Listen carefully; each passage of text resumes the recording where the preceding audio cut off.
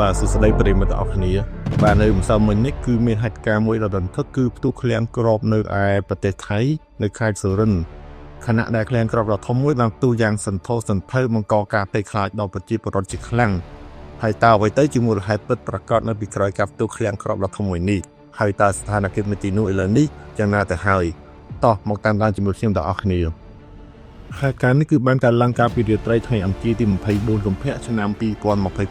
សិលមិញនេះឯងនៅឯឃ្លាំងគ្រាប់របស់កងទ័ពល្បាតព្រំដែនលេខ21ក្នុងស្រុកមឿងខេត្តសុរិន្ទភ្លើងដែលបានចាប់ផ្ដើមឆាបឆេះម៉ោងប្រហែលជា8យប់បង្កជាស្នុកផ្ទុះយ៉ាងត្រហឹងធ្វើឲ្យមេឃដែលកំពុងងងឹតប្រែជាភ្លឺដោយសារតែអណ្ដាតភ្លើង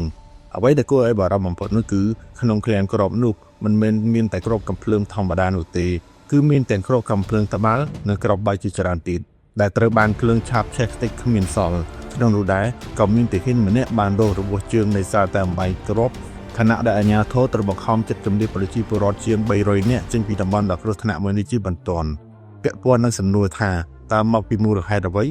លោកចម្រើនវត្តខាត់អភិបាលខេត្តសុរិន្ទបានចេញមុខបញ្ជាក់ជាបឋមថាការសន្និដ្ឋានដំបូងគឺអាចបណ្ដាលមកពីអាកាសធាតុក្តៅពេកទៅធ្វើឲ្យមានព្រឹត្តិកម្មរហូតដល់ផ្ទុះឆាបឆេះយ៉ាងសន្ធោសន្ធៅបែបនេះនេះគឺជាមេរៀនដ៏ធំមួយក្នុងការគ្រប់គ្រងឃ្លាំងអាវុធក្នុងរដូវក្តៅចុះបងប្អូនវិញយល់យ៉ាងណាដែរចំពោះរឿងនេះតើអាកាសធាតុក្តៅទៅអាចធ្វើឲ្យផ្ទុះគ្រាប់មែនទេសូមបញ្ចេញមតិយោបល់ខាងក្រោមនេះហើយកុំភ្លេចចុច Subscribe ដើម្បីទទួលបានព័ត៌មានថ្មីៗនិងរហ័សទាន់ចិត្តពី Channel របស់ខ្ញុំបាទសូមអរគុណនិងជម្រាបលា